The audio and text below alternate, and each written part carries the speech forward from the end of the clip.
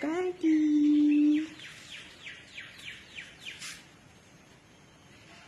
Gagawa na naman siya ng pugad.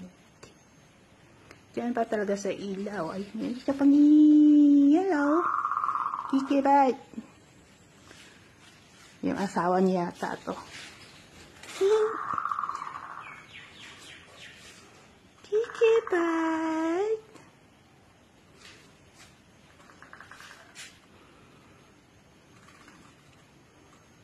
Kikibat.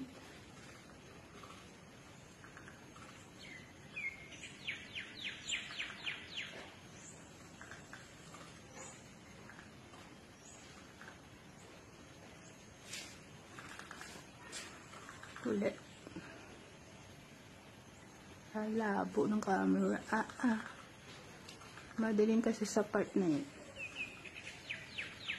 Anong ibon kaya yun? Tinatawag ko siyang kikipat. Kikipat!